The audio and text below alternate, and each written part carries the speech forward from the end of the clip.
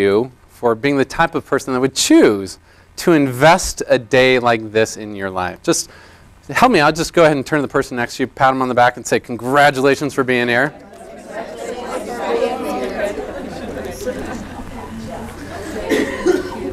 So the question is why? Why? Why do we choose to spend this time investing in our life? Why do you choose to leave your kids? Maybe that's an easy answer. To leave your husband. I know that one. I get that. But really, why? I mean, what is it that you're seeking for your life? What is that little distinguishing switch point that could happen right now?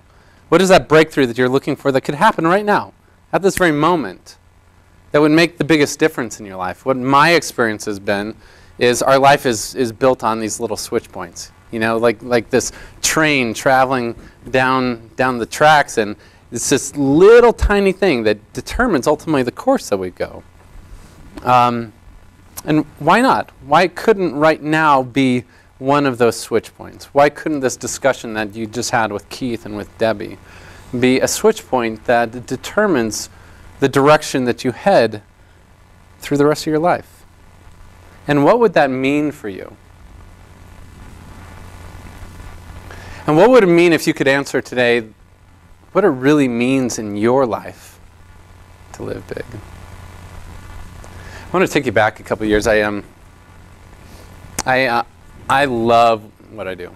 I absolutely just thrive, and it hasn't always been that way, right? I got stuck, distracted in my life, got stuck in all my patterns, my junks, my belief, and unfortunately, I've kind of experienced what most of us have, which is it's our darkest nights which lead to our brightest dawns, right? It's those greatest obstacles that we face that finally awaken us to new possibilities in our life. And for me, when I first started on this journey of really teaching and empowering others to live their soul purpose, it was such a powerful experience for me, and I just love it. And I love going to events and meeting new people, and just phenomenal people. A couple years ago, I was living in Orlando, Florida, and one of the guys that would come to my events, his name was Rick, and I got to know Rick fairly well because he was at quite a few things. And I really enjoyed talking to Rick because it seems like every time I talked to him, he had such inspiring ideas.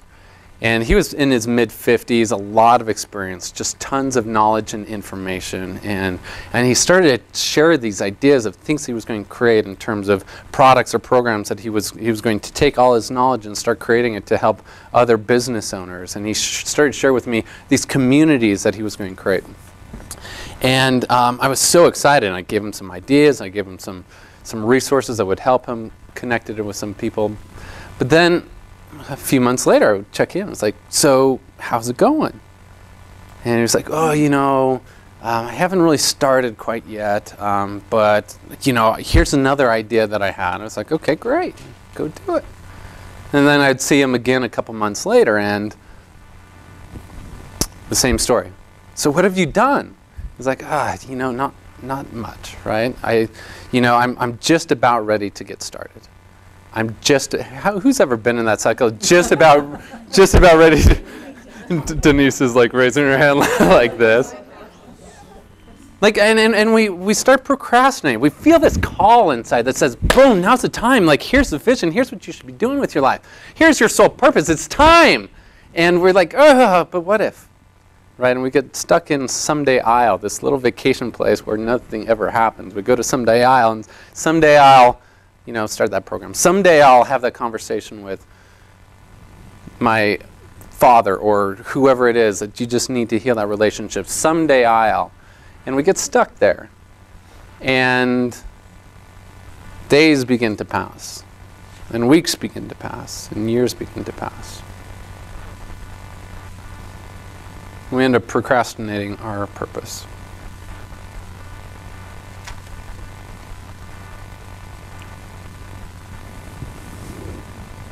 I remember the day.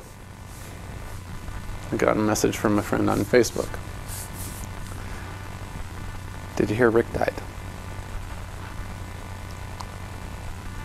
I was like, what? So I called him up. I was like, what happened? Apparently this illness came overnight, and in the course of 3 days, he was gone. Gone. And I remember sitting there and just thinking about the memories that I had had with him and the conversations. I felt like this deep, hollow sorrow in my heart. And it was interesting, right? It was a little bit different than you have when you lose a friend and a loved one and you just miss him. I mean, I missed him because I really loved him.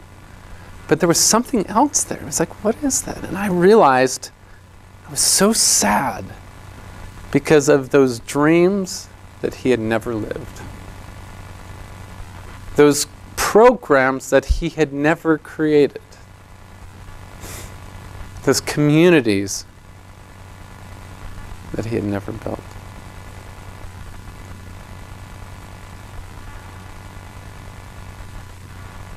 How often do we do that? Yeah. Too often.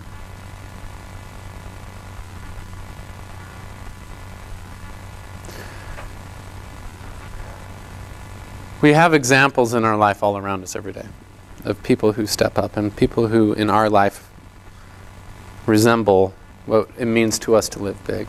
And we're so inspired. And we hear stories and we have so many, I guess, powerful role models of that. If it's okay, I'd like to share with you one of my heroes in my life. I have a lot of heroes, a lot of people that have helped me on my journey, a lot of people that have been inspiration, some that I've known personally, and some that I've never met. This is a man that I never met, but I wish I could meet. Because in his way, he has transformed a lot of how I perceive life. And his name is Terry Fox. He was a young Canadian, and in 1977, at the age of 18 years old, he found out that he had a form of cancer. Now, for Terry, he was an athlete. He loved basketball. He loved running. He just loved sports. But as this illness came and, it took away from him the things that he felt like were most important. And his body was ravaged by this illness, and they had to amputate his right leg. Now, Terry, even though he was young, he understood what it meant to live big. As he was in this hospital and just being with these other patients, he was so disheartened because he had seen how so many of those other people that were experiencing cancer had just given up hope. He had lost hope. And he was also disheartened by how little financial support, how little money was going into cancer research. And in that moment, Terry, as he was in the hospital, decided that in whatever capacity he could, he needed to do something because he felt that call inside him. Just like you've felt the call in some way in your life. That call that says, this is something that you need to step up and take a stand for. And so the process began. And he had heard a story recently about, as he was going through that process of the first amputee that ran a marathon, the New York City Marathon. And he was like, whoa, Ryan, how many of you get inspired by just seeing what other people accomplish, right? And inside of us, there's that call that says, if they could do it, maybe I could do that too. And so that was what Terry was feeling in his heart. And he thought, how could I make an impact? How could I provide hope for other people? And how maybe could I raise some money for this cause that was so important?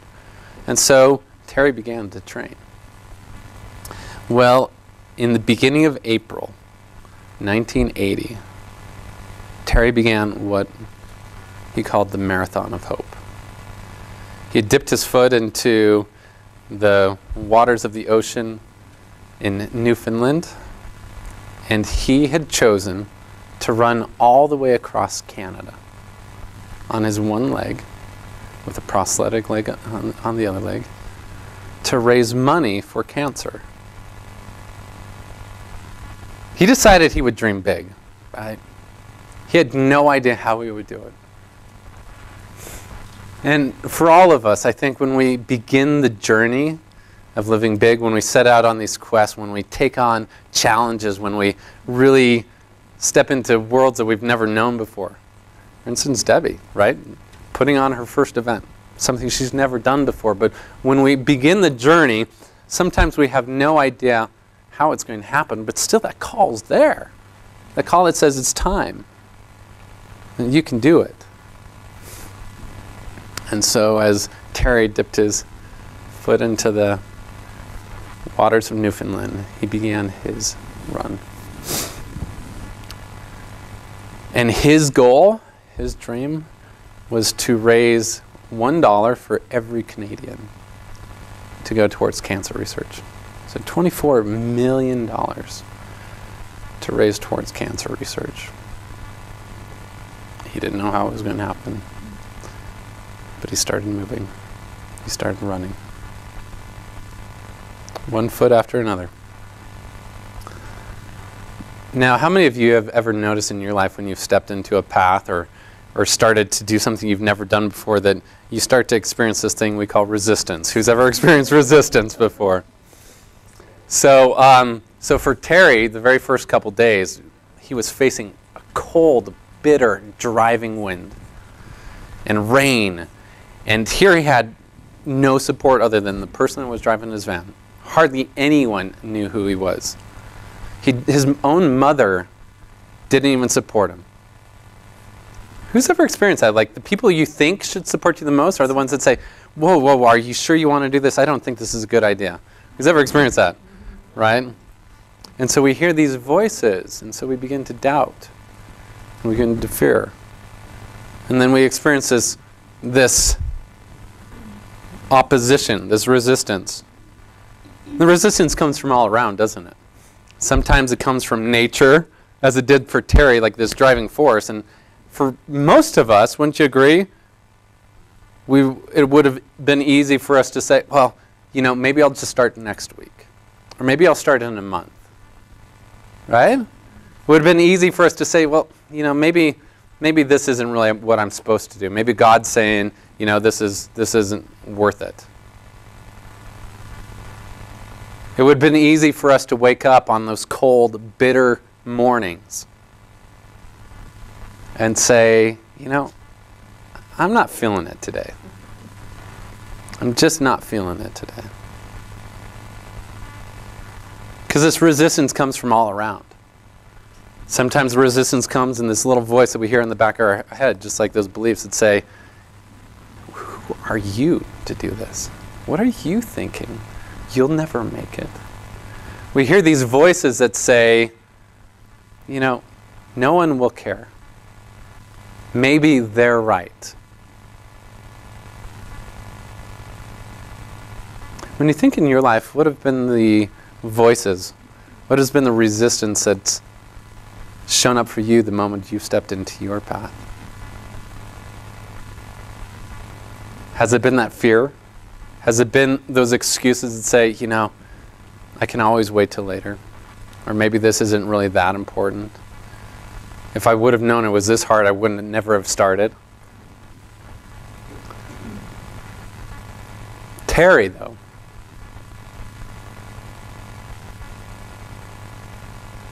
He was made of something different. He was made out of something that is inside every one of us. This bold, undetermined optimism. This conviction to this dream that he had. And a willingness to persevere, even when it wasn't easy. So Terry began running. He ran the equivalent of a marathon every single day. Every single day.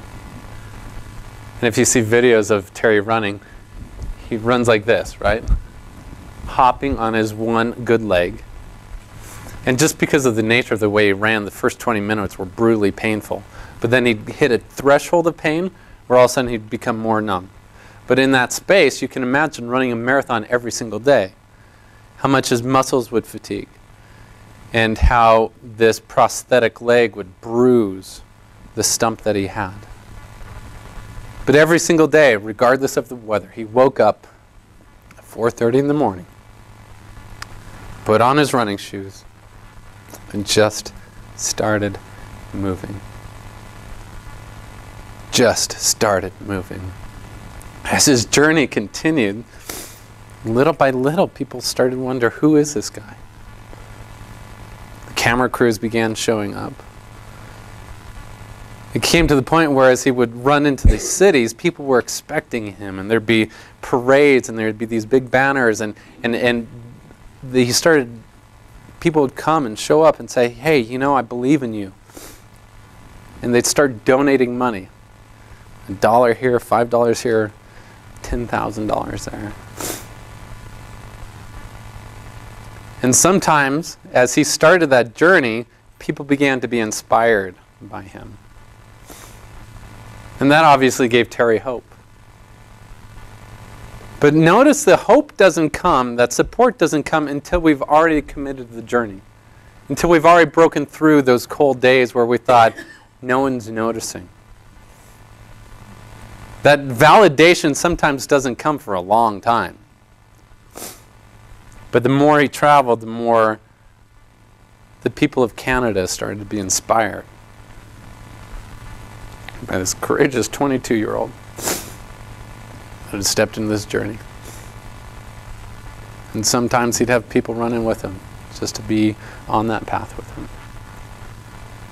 Why? Because the world is yearning for leaders. The world is crying for you to step up and lead. We're hungry for people that embrace their dreams with that level of tenacity.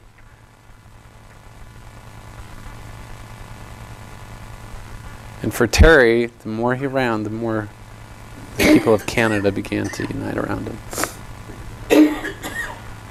But still, 4:30 every morning, and there was no one around, whose choice was it to wake up? Whose choice was it to put on his shoes? Whose choice was it to take those first steps and to keep taking those steps no matter what?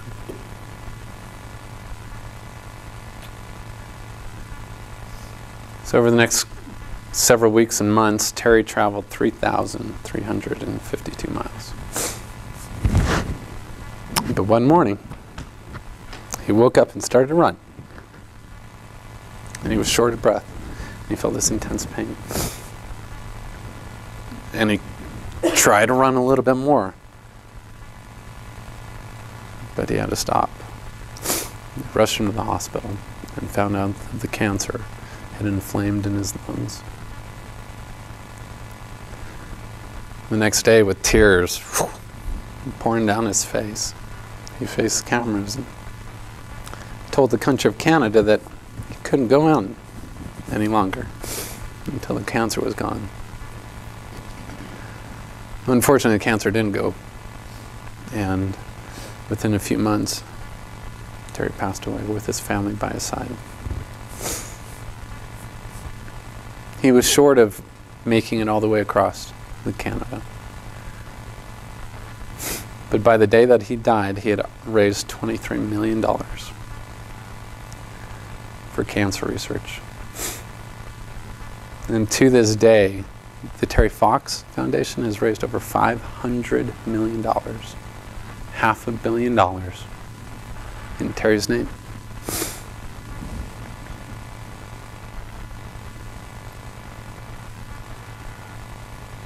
So what is it about Terry that inspires us? What is it that stirs inside our heart and soul as we hear of heroes like this that are willing to step up, that are willing to face a battle, that are willing to fight for their dreams? For me, I believe it's simple. Because we see in them something that we recognize in ourselves. That part of us that we're yearning to have awakened. That part of us which we know is unstoppable. If we would just choose to let her out. That part of us that believes that we can make a difference in this world. The part of us that knows that we have the courage to face those demons and to fight those fights. The part of us that knows that you are a divine daughter of God of infinite worth.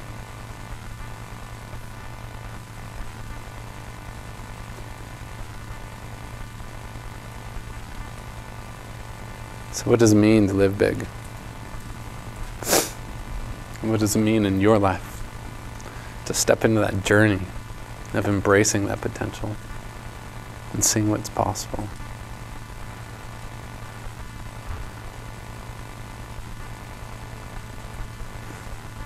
I love my friend Rick. He accomplished a lot of good in his life. But some of his work was unfinished. Because he believed that there would be another day. We don't have that guarantee. All we have is right now, this moment. This little switch point that we're at right now. And in front of you, right at this very moment, every one of you, you have choices. Some which you've been procrastinating and waiting. Some that will come to you today. Some that will come to you over the course of this next week, next month, next year. These are little switch points. And in those switch points, we have this call that we'll feel. When we know something's in alignment with our path and with what God wants for us. But it's really easy for us to listen to that shadow that Debbie talked about. It's really easy to buy into those false beliefs that Keith was sharing. And to see our perspective distorted, where we begin to buy into the fact that maybe we can wait. Maybe it's not for us. Maybe it was just a crazy idea and that we're not supposed to do it. It's easy for us to distract ourselves. But what if? What if we chose to answer that call, to make that decision, and to step on that journey? What if we chose, just like Terry Fox did, to embark on that journey day after day, whether we have support or not, simply because we believe and we know it's possible for us?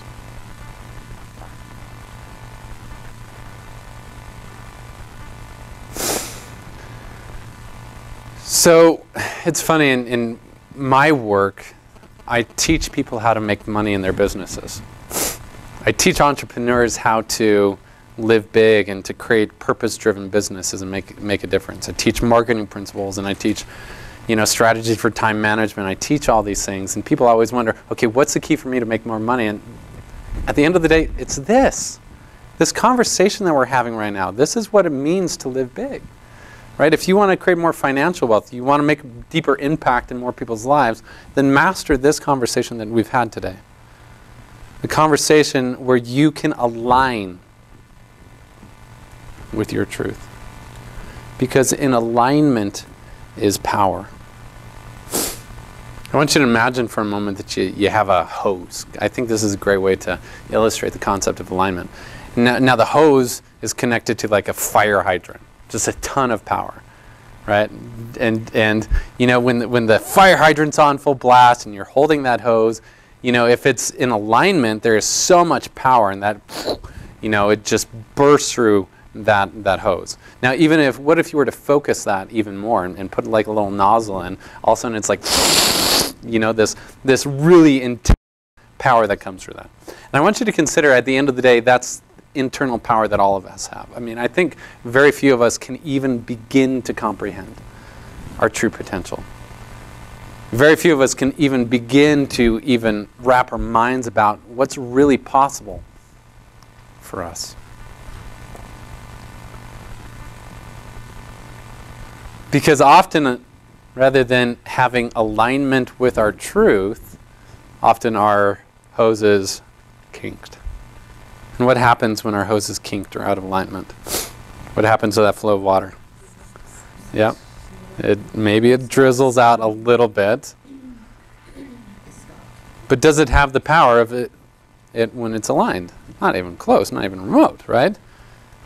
But can you see how these limiting beliefs that we've been talking about today, and the shadow is nothing more than kinking our hose and preventing us from experiencing the full power that we have. And so at the end of the day, I want you to be able to identify and say, you know, there are beliefs which put me in alignment, which put me in power. And there's beliefs which take me out of alignment and take away my power. Those beliefs that make you think that you're ugly, or that you're fat, or that you're weak, or that you can't do this, or you can't do that, or you don't know enough, or you're not worthy, or you're not good enough, or all these beliefs that put us into a state of depression or fear or anxiety. All those are like doing what with the hose? Kinking it, right?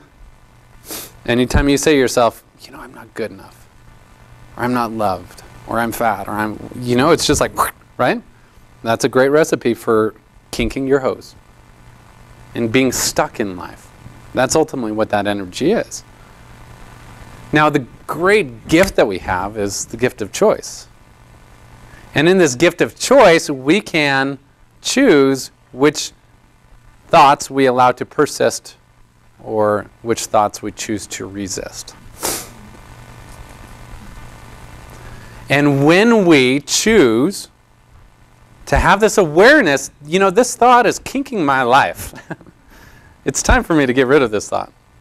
It's time for me to just drop this belief that I'm a bad mother, because at the end of the day, is that kinking or is that aligning you? Definitely kinking. Right? It kinks you. And the great thing is, in this game of life, guess who gets to pick the rules?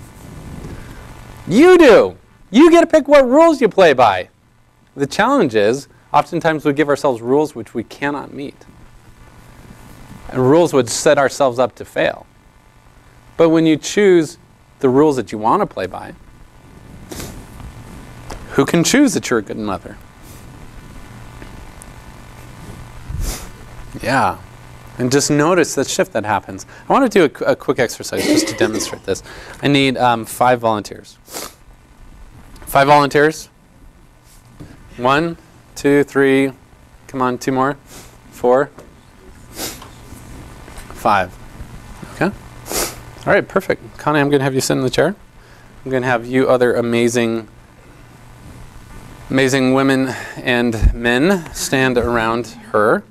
And I want to demonstrate the power of our mind and the power that we have to create. And this is nothing more than an example or an analogy that I hope you can recognize that will help you see what happens when our hose is kinked and what happens when our hose is aligned. What happens when our belief is in alignment with this truth. In alignment. So what we're going to do is, in a moment, each of these people around her are going to take your fingers just like that. All right, take your fingers like that.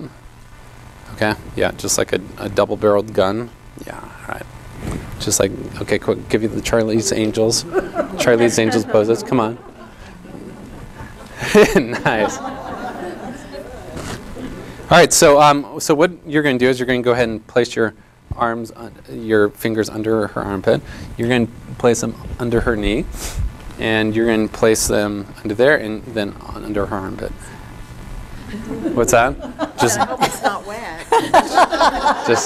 just don't tickle her. Don't tickle her. Okay. Okay. So in a moment, I just want you to imagine, and Connie, I want you to visualize and just imagine how heavy you are. Just feel, and I want you to have this image in your mind that you are a wed late. You are a lead weight. All right, so you're a lead weight, and you are so heavy. And everyone that's in this circle, I just want you to imagine and notice how heavy she is. As you try, in a moment, you're going to try to lift her, and as you try to lift her, just notice how heavy she is. And I just want you to feel like you're rooted to the ground, like you feel the weight against your body, against the chair. And I just want you to notice, and for every one of you, as you go ahead and try and lift her, as you try to lift her, just notice how heavy she is. And just, you can go ahead and you can seriously try to lift her, but just notice it. Notice how heavy she is. Come on, keep trying. As you try to lift her, just notice how heavy she is. And just feel that weight and feel how heavy she is. Okay, all right, stop. Okay, now everyone stand up real quick. Shake out that energy. And just notice how all of their energy was based on the kinked toes. I can't do this. I'm going to try to do this. But they're focusing on what? Ultimately, how heavy she is and how they can't do this. So in a moment, I just want you to kind of shake out your energy real quick.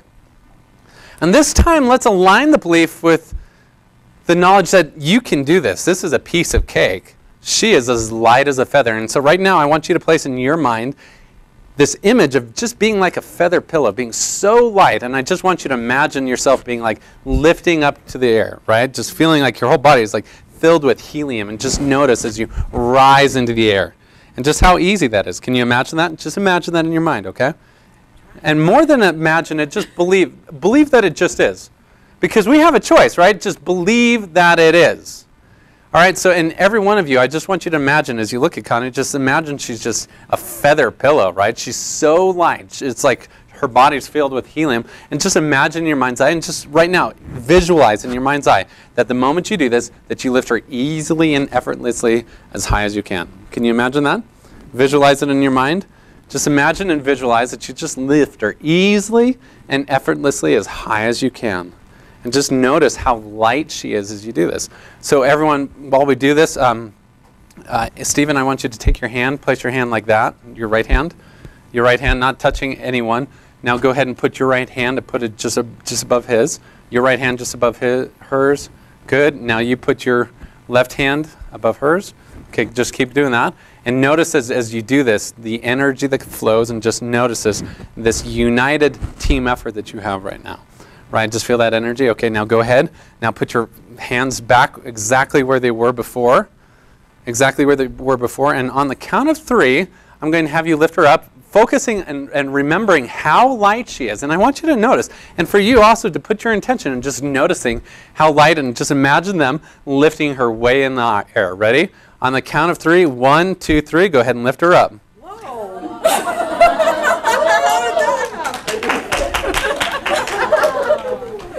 Wow, I was praying. You could. All right, I want you to pause. And I want you guys to share real quick what you notice through this exercise. Connie, I'm going to start with you. What did you notice? I noticed that I was embarrassed, and I wanted to have faith that it would work, and so I was giving it everything I had. Okay, no, she just had faith, right? It might not have been a belief and knowledge, because in the past it didn't work, right? It was the same people. It was the exact same people, exact same situation. It didn't work in the past, so oftentimes she doesn't have the evidence that says, okay, this is possible. But she had what? Faith, right? She had this desire to believe and a hope that it would work. All right, what did you notice, Stephen? I noticed instead of a hope, it became I can, and I felt the strength of my teammates to work together. Okay, so you noticed just that decision that said, I can, right? Rather than focusing on, okay, this is too heavy, you focused on, I can do this, I can make this happen. Good, what did you notice, Kathy? Kind of the same thing, because when I put my fingers under her arms the first time, I was thinking, how am I going to do this? My fingers, I just thought, how in the heck are we going to do this? And then as you talked to us and told us to imagine her as a feather, then I had the same thing. Okay, I could do this, So that power of and just it gave me strength. So visualizing that result, right? Having that picture in your mind, okay, this is what will happen, and visualizing that success in advance. I tried a little harder the second time. Okay. Well, you were supposed to try the first time, right? Yeah. And why didn't? But notice, right? Like the effort is greater when what? You believe that it's possible. Your effort will always be less when you don't have that hope or faith. Right? When you believe that you're going to fail, then what type of effort do you actually put into it? That's a great insight. All right? What's that? I said it's like cleaning your house with kids. You don't put a huge effort into it Because you know it's going to fall apart. Okay. So Patrice, what did you notice? I just felt stronger the second time. And I think it was the combined energy, not just of us, but of everybody else in the room too. Okay, so you just felt more energy and more strength. Awesome. What did you notice? I felt that energy, and then all of a sudden I think you realized I'm up there, and it's like all of a sudden that energy changed. I don't know, as soon as you did, oh no, it can't be. All of a sudden I kind of felt it, all of a sudden it was like boom. You know, but as long as we were working and we had that positive energy, it was there and it was going and we were moving. And then as soon as it... Yeah, it was like, wow, it happened. Hurry, put me down. It was like then we... Well, that's awesome. All right, give these guys a big round of applause. Who else noticed that as soon as we got done, we got a lot of resistance in the form of a biting, freezing cold that entered the room? Yeah, it's all part of the exercise. It's all part of that.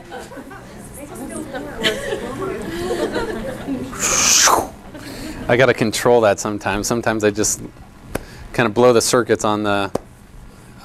So, what did you notice? What did you learn about yourself through that exercise?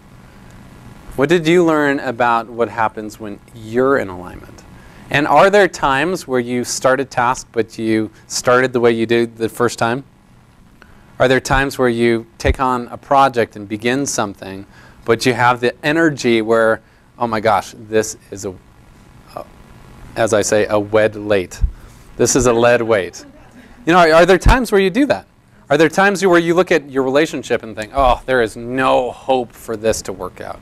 Are there times that you're working on your business and say, oh my gosh, I failed in the past, I'll probably fail again? The biggest thing for me was that I realized it happened, it worked, and then I sabotaged myself, said, hurry, put me right back where I was. All right, so notice. And the question is, where else has that shown up in your life? Where else have you started to create some momentum, and then the moment you did, it's like, whoa, whoa, whoa, whoa, whoa, I didn't think this would actually work. And you see this happen in business all the time, where all of a sudden people start making money, but their mindset is still stuck in, I probably won't succeed. And so the moment things start working, then all of a sudden they shut themselves down and sabotage. This is deep stuff, huh? So many of you know, I as Debbie was mentioning, I teach I have a community of entrepreneurial-minded people we call the Prosperity Tribe. You know, I have a lot of friends in this room that are part of the tribe, and I would like, if you feel like surrounding yourself with like-minded people would be something that would support you in that journey of creating the results and having that support long-term to create what you want, then I invite you to, talk to Debbie and find out what it's all about, and talk to me, and we'll plug you into that tribe. I mean, I believe without any doubt it is the greatest support for you to create long-term results, period. And then I also teach an event which I call Live Big. Live Big, which is a 3-day intensive breakthrough process. That's awesome. Yes, it is. I call it accelerated evolution. It's like 3 years of personal growth in 3 days, right? If you feel like there's dreams that you've been holding back on, if you feel like there's parts of your life that aren't in alignment, this event through these 3 days is designed, boom, to get you in alignment, to get you to have this awareness and this clarity of moving forward. Amanda, will you just share in 30 seconds or less your experience at Live Big and why that was important for you?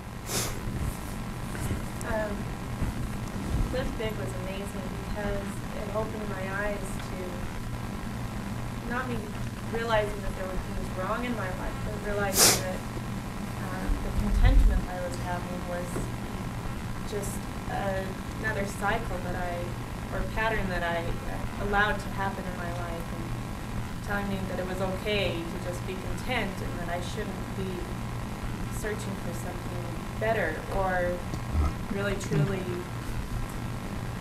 living the way I want. Yeah. Yeah. It's amazing to have, people emerge from that event all of a sudden. I mean, I've seen relationships healed. I've seen people have massive breakthroughs in their health. But the deepest important thing in this whole conversation about living big is awakening to the truth of who you are. And that is the theme. So it is an event that I've charged in the past $1,500. How many of you would like a huge gift? Raise your hand if you'd like a huge gift. Debbie, how much do you charge for your personal one-on-one sessions? $50. Okay. So here's the deal.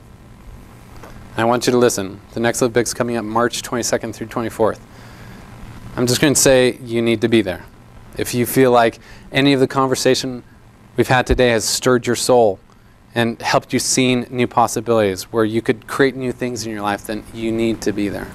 Like I said, this is an event that in the past I've sold for $1,500. But today, if you set up an appointment to go through at least one session with Debbie, just because she's launching her business, if you do one session with Debbie at least, I will give you a free ticket to come to Live Big as my guest. Okay. So, yep. Don't they have it for kids? So that's Live Big Junior. Yeah, so Live Big Junior is amazing, and Catherine's a person to talk to that. Basically, it's like, what if with your kids you could teach them these core principles, teach them how to value themselves, how to believe in themselves, how to see themselves for who they really are. What if you could really awaken that hero inside of them? That's all Live Big Junior is about. And so if you're interested in Live Big Junior, the next one's coming up in April 14th. If you've got grandkids, if you've got neighborhood kids, people that you know, oh my gosh, every kid needs it. That's the whole reason. Like, I've got 4 kids. My kids need this. And so we created it, and it is an unbelievable experience. It's only $45 for all day food and snacks, and $35 if you're a member of the Spring Tribe. Yeah. So it's so awesome. So that's April 14th. And then it's ages 8 to 16, but we're sneaking in some 6 and 7-year-olds and 17 and 18-year-olds because their parents are begging. Yeah. My kid needs this. It's super. It's awesome. And it's super interactive, super fun, super engaging. Friends who believe in them. Yeah. Instead of the friends who make fun of them in school. How do you rate it? Oh, I guess Yeah, so talk to Catherine, work that out. Get set up to do a session with Debbie, and you'll get a free ticket to come to the next Live Big. It's March 22nd through 24th, right? And we have a few other ones if those particular dates don't work out for you. But all I can say is get ready and watch out, because we are in for a fun ride. I would like to know what I need to do to get rid of your things. If I've got people, game on. If I've got people that are anxious to change their life, game on.